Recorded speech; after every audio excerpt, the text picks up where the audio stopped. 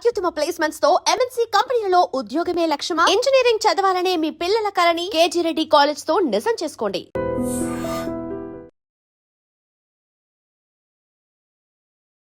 Hi hello నమస్తే welcome back to iter media. అక్కడెక్కడో ఇరాన్లో జరిగిన ఒక సిచ్యువేషను మన ఇండియాలో ఉన్న స్టాక్ మార్కెట్ని గట్టిగా దెబ్బకొట్టిందని చెప్పాలి. మీ అందరికీ తెలిసిందే, ఇరాన్ ముఖ్యంగా తన లీడర్ని కోల్పోయిందని చెప్పొచ్చు. యుఎస్ఏ, ఇజ్రాయెల్ సంయుక్తంగా చేసిన దాడుల్లో ఖమ్నై అనే లీడర్ ఎవరైతే ఇరాన్ని ఇప్పటి వరకు పరిపాలిస్తున్నాడో ఆ నియంత చనిపోవడం జరిగింది. దానికి కారణంగా ఇంటర్నేషనల్గా చాలా మార్పులు జరగబోతున్నాయి. క్రూడ్ ఆయిల్ ధరల్లో అయ్యుండొచ్చు, స్టాక్ మార్కెట్లో అయ్యుండొచ్చు, మరీ ముఖ్యంగా ఇండియన్ స్టాక్ మార్కెట్ ఏ విధంగా ఇంపాక్ట్ అవ్వబోతుంది అనే విషయాలు ఈరోజు తెలుసుకుందాము. దాని కారణంగా ప్రతి ఒక్కరు కూడా అర్థం చేసుకోవాల్సిన విషయం ఏంటంటే, ఇండియన్ స్టాక్ మార్కెట్ ఏ రకంగా దెబ్బతిన్నా, ఏం జరిగినా సరే మన ఇంట్లో ఉన్న ఉప్పు పప్పు రేట్లు మాత్రం ఖచ్చితంగా మారుతాయి. అంత ఇంపాక్ట్ ఉంటుంది ఇండియన్ స్టాక్ మార్కెట్కి. ఇది ప్రతి ఒక్క పౌరుడు కూడా తెలుసుకోవాల్సిన విషయాలు. వీటికి సంబంధించిన విషయాలు మనం తెలుసుకుందాం ఈరోజు సర్టిఫైడ్ ఫైనాన్షియల్ ప్లానర్ అయిన అనిల్ కుమార్ బచ్చు గారితో. Let's go. నమస్కారం సార్. నమస్తే సార్, మరి చూసుకున్నట్లయితే ఇరాన్ ఇజ్రాయెల్ మధ్య జరిగిన వార్ ఏదైతే ఉందో దానివల్ల ఇండియన్ స్టాక్ మార్కెట్స్ చాలా హెవీగా ఇంపాక్ట్ అయినైతే కనిపిస్తూ ఉంది. ఒకసారి చూసుకున్నట్లయితే నిఫ్టీ 50 -377 పాయింట్స్తో 24,800 దగ్గర, సెన్సెక్స్ అయితే దాదాపుగా -1000 పాయింట్స్తో 80,000 దగ్గర ఉంది. బ్యాంక్ నిఫ్టీ కూడా 59,000 విత్ -700 పాయింట్స్తో ఉంది. సో ఓవరాల్గా మార్కెట్ అయితే చాలా హెవీగా ఇంపాక్ట్ అయింది. దీన్ని జస్ట్ కరెక్షన్ కింద చూడొచ్చా, లేదంటే హెవీ బ్లడ్ బాత్ టోటల్ ఫాల్గా చూడొచ్చా? దీన్ని మీరు ఈ విధంగా చెప్తారంటారు? సో ఒకటి ఏంటంటే, ఇది జరుగుతుందని ముందే తెలుసు. ఎందుకంటే అది చాలా ఇంపార్టెంట్ ఏరియా. ఒకటి, యుద్ధం అనేది అన్సర్టెనిటీతో, ఏ యుద్ధమైనా సరే ఎక్కడ జరిగినా పడిపోవడం అనేది నార్మల్.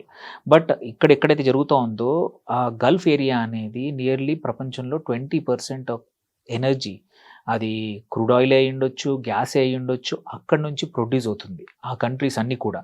అండ్ ఈ యుద్ధంలో అది ఇజ్రాయెల్ అమెరికా యుద్ధం కాదు. ఏమైంది, వాళ్ళు ఇరాన్ మీద దాడి చేస్తే ఇరాన్ ఏంటంటే వాళ్ళ ఫ్రెండ్లీ నేషన్స్ అందరి మీద కూడా, చుట్టూతో ఉన్న అందరి మీద కూడా అటాక్ చేయడం మొదలుపెట్టింది.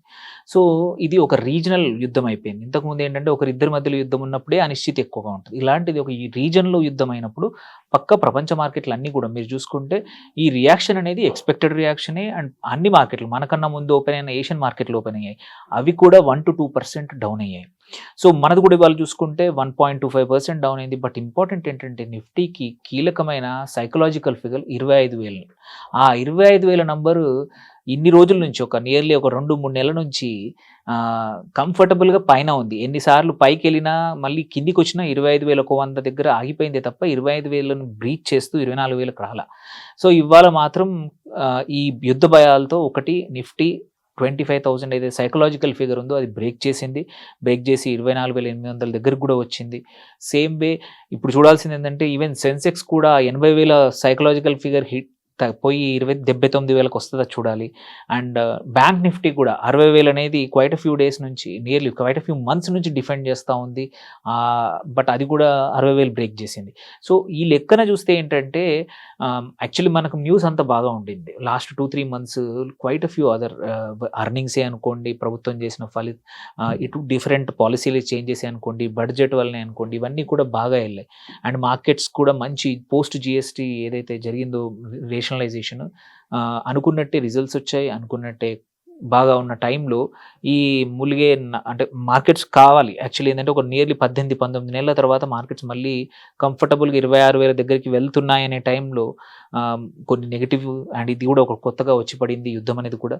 సో అందుకే, కాకపోతే ఇది పెద్ద సెట్ బ్యాక్ ఉండకపోవచ్చు. ఎందుకంటే ఇరాన్ అనుకున్నంత పవర్ఫుల్ అయితే కాదు అనేది స్ట్రైట్ అవే ఫస్ట్ అటాక్లోనే తెలిసిపోయింది. వాళ్ళు డైరెక్ట్గా ఇరాన్ సుప్రీం లీడర్ని, వాళ్ళ హోల్ టీమ్ని, మేజర్ జనరల్స్ని అందరినీ కూడా, పెద్ద లీడర్షిప్ని అందరినీ కూడా ఒకటే అటాక్లో వైపౌట్ చేశారు. ఆ తర్వాత కూడా ఇంకా క్లారిటీగా ఎవరో తెలియదు. సో అలాంటప్పుడు ఇరాన్ ఎన్ని రోజులు ఫైట్ చేస్తుందో తెలియదు. సో ఇప్పుడు ఏంటంటే, ఈ కొత్త యుద్ధం ఎక్కువ రోజులు ఉండకపోవచ్చు. ఒక 4-5 రోజుల్లో అంటే ఎండ్ చూస్తామని అనిపిస్తూ ఉంది. ఎందుకంటే ఈ ఆయిల్ ప్రైజెస్ ఇంపాక్ట్ అవ్వచ్చు. అది ఒక్క మార్కెట్ కాదు, ప్రపంచవ్యాప్తంగా అన్ని మార్కెట్లకి ఇబ్బంది అవుతుంది. ఇన్ఫ్లేషన్ పెరుగుతుంది. ఇన్ఫ్లేషన్ ఇట్లాంటి పెరిగినప్పుడు ఏంటంటే తొందరగా కంట్రోల్కి రాదు. ఇట్ ఈస్ నాట్ అంటే ఒక్క రోజులో కాకుండా కొన్ని రోజులు పడుతుంది ఇంపాక్ట్ అవ్వడానికి.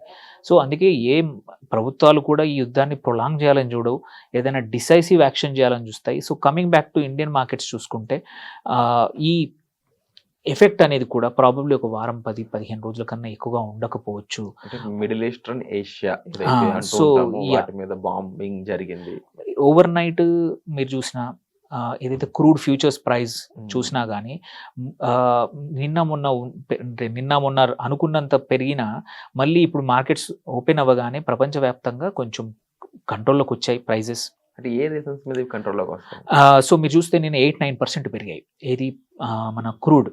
బట్ ఇప్పుడు చూసుకుంటే ఇట్ హ్యాస్ కమ్ డౌన్. మనం చూస్తే క్రూడ్ ఆల్రెడీ 4%, 5% అంటే $77-78 దగ్గర అయిపోయింది. ఇంత యుద్ధ భయాలైనా సరే ఒకటే ఏంటంటే ఈ ఎస్కలేషన్ జరిగి ఈ యుద్ధం అనేది ఎస్పెషల్లీ ఇరాన్ ఏదైతే మనం సంధి హోర్ముజ్ సంధి అంటామో ఆ హోర్ముజ్ సంధిలో వాళ్ళు బ్లాకేడ్ చేస్తే తప్ప ఎటువంటి ఇబ్బంది రాదు. ఎందుకంటే అక్కడి నుంచే ప్రపంచానికి నియర్లీ 20% ఆఫ్ ద ఆయిల్, ప్రతిరోజు కావాల్సిన ఆయిల్ కానీ గ్యాస్ కానీ ఆ సంధి ద్వారానే వస్తాయన్నమాట. అలాంటప్పుడు ఆ సంధిని బ్లాక్ ఇంకా ఎన్ని రోజులు చేస్తారు అనేది కీలకం అనమాట. మనం చూస్తే ఏంటంటే అమెరికా ఇజ్రాయెల్ చేస్తున్నది ఏంటంటే ఈ కేపబిలిటీ ఏదైతే మిసైల్స్ హిట్ చేసే కేపబిలిటీని వైప్అవుట్ చేయడానికి ఫుల్ ట్రై చేస్తూ ఉన్నారు. ఫస్ట్ డే కన్నా కూడా ఇవాళ కొంచెం ఇరాన్ నుంచి వచ్చిన మిసైల్స్ తగ్గుతూ ఉన్నాయి. హోప్ఫుల్లీ ఏంటంటే ఇప్పుడు పొద్దున ఒక 1 hour ఫ్యూ అవర్స్ బ్యాక్ ఏంటంటే ఇరాన్ సెక్యూరిటీ చీఫ్ ఎవరుతున్నారో మేము చర్చలకు మళ్ళీ సిద్ధమని అట్లీస్ట్ చెప్పడం జరిగింది. సో ఆ లెక్కన చూస్తే ఇది లాంగ్ వార్ ఉండకపోవచ్చు. అండ్ ఆల్సో ఇంపార్టెంట్ ఏంటంటే అంటే అమెరికన్ ఫోర్సెస్ కానీ ఇజ్రాయెల్ ఫోర్సెస్ కానీ గ్రౌండ్ మీద ఇరాన్లోకి వెళ్ళి ఫైట్ చేసే యుద్ధం అయితే కానట్టు అనిపిస్తూ ఉంది. సో అలాంటప్పుడు ఏంటంటే ఎస్కలేషన్ కాకపోతే మార్కెట్లోని అనిశ్చితి కూడా తొందరలోనే పోతుంది. అందుకే మీరు చూసిన బంగారం చూసిన కమోడిటీస్ యూజువల్లీ ఏమవుతుందంటే ఇట్లాంటప్పుడు కమోడిటీస్ వైపు ఇన్వెస్టర్లు మల్లుతూ ఉంటారు. ఇక్కడ గోల్డ్ ఓన్లీ 2.25% పెరిగింది ఇవాళ. సో మన ఇంటర్నేషనల్ మార్కెట్లో చూసుకున్న $5,360 ఉంది పర్ ఔన్స్. సో మరీ ఎక్కువగా షాక్ అంటే ఒక 10-12% అట్లాంటిది కాకుండా ఓన్లీ 2.5%. ఈవెన్ క్రూడ్ ఆయిల్ కూడా $70 దగ్గర ఉంది, 70.93, ఓన్లీ 5% పెరిగింది. బ్రెంట్ క్రూడ్ కూడా 77 పాయింట్ దగ్గర ఉండి 6.11. భయాలు ఏమున్నాయంటే మనము మార్కెట్లు కానీ ఇండియన్ మార్కెట్లు కానీ ప్రపంచవ్యాప్త మార్కెట్లు భయపడాల్సింది ఏంటంటే క్రూడ్ ఆయిల్ 100 క్రాస్ అవుతే. ఇప్పటికైతే ఉన్న 70 దగ్గర మాత్రం ఎటువంటి 70, 80, 85 వరకు కూడా 90 వరకు కూడా అంత పెద్దగా ఇంపాక్ట్ ఉండొచ్చు, బట్ మైల్డ్గా ఉంటుంది దీనిది. బట్ 100 దాటితే మాత్రం కొంచెం ఇబ్బందులు ఎక్కువ ఉంటాయి. సో ఇమ్మీడియట్గా మాత్రం మీరు చూసుకున్న న్యాచురల్ గ్యాస్ కూడా 1% పెరిగింది. సో ఏంటంటే మనకు తెలియనివి ఏంటంటే ఈ ఇండికేషన్స్ ఏం చూపిస్తున్నాయంటే ఈ conflict won't be longer one. So investors కూడా అంత ఎక్కువగా భయపడద్దు, అట్లా at the same time cell of చేయొద్దు. మార్కెట్స్ ఏవో 10-15% పడిపోతాయనే భయం ఇండియన్ ఇన్వెస్టర్స్ కూడా ఉండకూడదు అనేది first thing. Because panic always ఏంటంటే ఎప్పుడైనా సరే ప్యానిక్ రాంగ్ డిసిషన్స్కి మళ్ళిస్తుంది. మీ ఇన్వెస్ట్మెంట్ హొరైజన్ కొంచెం ఒక 1 or 2 months ఆగగలిగితే మాత్రం ఆగండి. ఏవైనా స్టాక్ మీరు ఒక ఉద్దేశంతో కొని ఉన్నారు ఏదైనా మంచి సెక్టర్ వైపు, అవన్నీ ఇంటాక్ట్ ఉంటాయి. సో భయపడాల్సిన అవసరం లేదు జనరల్గా. దో ఇప్పుడు 1000 పాయింట్లు సెన్సెక్స్ పడిపోయినా. కాకపోతే ఏంటంటే ఎఫ్ఐఎస్ మాత్రం కొంచెం నెగిటివ్గా ఉంటారు ఇప్పుడు ఈ టైంలో. ఎందుకంటే వాళ్ళ డొమెస్టిక్ పొజిషన్స్ హెడ్జ్ చేసుకోవడానికి కానీ ఆర్ గోల్డ్ వైపు కానీ మళ్ళుతారు. కాబట్టి కొన్ని రోజులు మాత్రం మనకు అన్సర్టెనిటీ ఉండొచ్చు. బట్ ఇంకొక మంచి విషయం కూడా ఏమిటంటే when compare to other markets we're less immune. కాబట్టి FIs next week flow back కూడా కావచ్చు. ఎందుకంటే అన్ని కంట్రీస్ గొడవల్లో ఉంటే ఇండియా మాత్రం సేఫ్ గా బెటర్ ప్లేస్ లో మంచి డిప్లొమాటిక్ రోల్ ప్లే చేసినప్పుడు ఉన్నాం కాబట్టి సో అంత ఇష్యూ ఉండకపోవచ్చు. కాకపోతే ఇవాళ చూసుకుంటే కూడా వర్స్ట్ హిట్ సెక్టర్స్ ఇవాళ పొద్దున్న నుంచి చూసుకున్నా కానీ రియల్ ఎస్టేట్ ఒకటి, ఆయిల్ అండ్ గ్యాస్ ఒకటి, అండ్ మీడియా సెక్టర్లు వర్స్ట్ హిట్ అయ్యాయి. బట్ హోప్ఫుల్లీ ఏంటంటే ఫైనాన్షియల్స్ కూడా PSU banks especially nearly 2% down ఉంది పిఎస్యూ ఇండెక్స్ కూడా. కాకపోతే ఏంటంటే కొన్ని defence stocks might be good picks ఈ టైంలో. ఎందుకంటే ఈ యుద్ధ భయాలు అనేది యూజువల్లీ ఏంటంటే చాలా countries might buys defence systems. మన దగ్గర చూసాం మనం బ్రహ్మోస్ కానీ ఆకాష్ కానీ ఏవైతే ఎయిర్ డిఫెన్స్ ఇంపార్టెంట్. మనం ఎట్లా దుబాయ్లో కానీ ఖతార్లో దోహాలో కానీ డ్రోన్స్ కానీ ఈవెన్ మిసైల్స్ వస్తూ ఉంటే వాళ్ళు అమెరికన్ టెక్నాలజీ మీద వాళ్ళ మీద డిపెండ్ అయ్యారు, కానీ ఇన్హరెంట్గా వాళ్ళకంటూ ఒక ఓన్ డిఫెన్స్ సిస్టమ్ లేదు. అలాంటప్పుడు ఆల్రెడీ ఇండియా పోస్ట్ మన సింధూర్ తర్వాత ఎలా ఎక్స్పోర్ట్ చేసిందో ఈ యుద్ధానికి కూడా తర్వాత కూడా మనకు ఎక్స్పోర్ట్ ఆర్డర్స్ ఎస్పెషల్లీ యూఏఈ కానీ మళ్ళీ ఒమాన్ కానీ ఖతార్ కానీ కొన్ని కంట్రీస్ ఏవైతే ఉన్నాయో మన దగ్గర తీసుకునే అవకాశాలు ఉన్నాయి. సో అందుకే డిఫెన్స్ స్టాక్స్కి ఒక రకంగా ఇది మంచి టైము. కొన్ని అంటే కాకపోతే టెంపరీ టైము అట్లా అని చెప్పి మీ దగ్గర ఉన్న డబ్బులన్నీ ప్లీజ్ డోంట్ అన్నీ అందులో పెట్టకండి. And even oil producing companies ONGC, not oil marketing companies. Oil marketing కంపెనీస్కి ప్రాబబ్లీ ప్రాఫిట్స్ స్క్వీజ్ అవ్వచ్చు, ఎందుకంటే ప్రైస్ పెరుగుతున్నప్పుడు గవర్నమెంట్ ఎప్పుడు మార్కెట్లో ప్రైస్ పెంచుతుందో తెలియదు.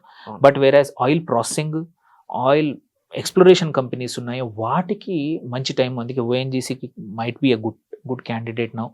సో క్రూడ్ కూడా నేను చెప్పినట్టు మరీ అంటే ఈ యుద్ధం అనౌన్స్ కాగానే ఫ్యూచర్స్లో 13% వరకు పెరిగింది, బట్ ఇప్పుడు మాత్రం చూసుకుంటే కరెక్షన్ వచ్చి ఓన్లీ జస్ట్ 5-6 దగ్గరే ఉంది.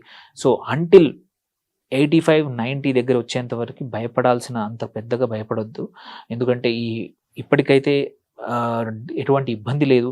అండ్ కాకపోతే ఏంటంటే గోయింగ్ ఫార్వర్డ్ ఈ క్రూడ్ సెట్ అయ్యేంత లోపల మనది ఇండియన్ ఇంపోర్ట్స్ బిల్ పెరగచ్చు, కరెంట్ అకౌంట్ డెఫిసిట్ పెరగచ్చు కొన్ని రోజులు, ఎందుకంటే మనం ఎక్కడి నుంచి ఆల్టర్నేట్ తీసుకుంటాము, ఎందుకంటే రష్యాది ఆల్రెడీ ఆపేయాల్సి వచ్చింది. సో దీనివల్ల కొంచెం రూపీ కొంచెం డిప్రిషియేట్ అవ్వచ్చు, డాలర్ స్ట్రెంగ్త్ అవ్వచ్చు. సో డాలర్ స్ట్రెంగ్త్ అయిందంటే యూజువలీ ఐటీ స్టాక్స్ లాంటివి కొంచెం బాగా పర్ఫామ్ చేస్తాయి.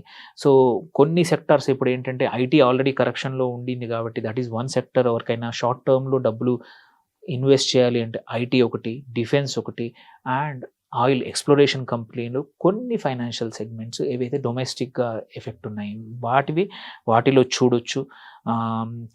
గోల్డ్ ఫ్యూచర్స్ కూడా, గోల్డ్ కూడా కొంచెం షార్ట్ టర్మ్లో, సిల్వర్ ఐ వుడ్ కొంచెం స్టిల్ కేర్ఫుల్ ఉంటాము, బట్ గోల్డ్ మాత్రం కొంచెం మళ్ళీ ర్యాలీ రావచ్చు, ఎందుకంటే ఈ యుద్ధ భయాలు అనేది యూజువలీ డాలర్ నుంచి గోల్డ్ వైపు కూడా మళ్ళిస్తాయి కాబట్టి. అండ్ మీరు చూస్తే ఈవెన్ బిట్ కాయిన్ కూడా ఇవాళ కొంచెం డౌన్ అయింది. సో అంటే ఏ యాసెట్ ఎలా బిహేవ్ చేస్తుంది అనేది ఇంకొక 1 డే చూస్తే తెలుస్తుంది. సో ఇన్వెస్టర్లు తొందరపడి లాసులు బుక్ చేసుకోవడం కానీ, తొందరపడి పెద్ద పెద్ద పొజిషన్లు తీసుకోవడం కానీ చెయ్యొద్దు. Just be careful. స్టడీ అంటే మార్కెట్ ఎటువైపు వెళ్తుంది అనేది చాలా డైనమిక్. ఇక్కడ ఒక్క కంట్రీ లేదు, they are so many countries involved.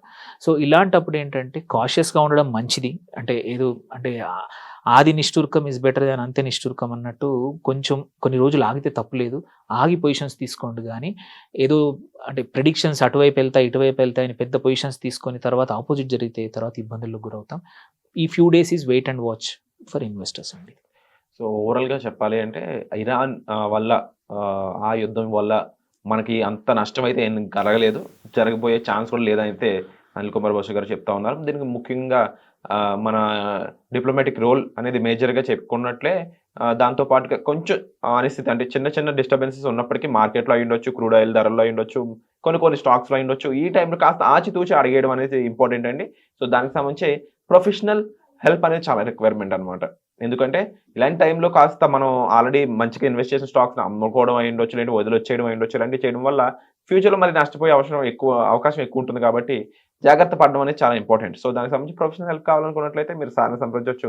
వచ్చే ఎపిసోడ్లో మళ్ళీ కలుద్దాం. ఈ రోజు ఎపిసోడ్ ఎలా అనిపించిందో తప్పకుండా కామెంట్ చేయండి.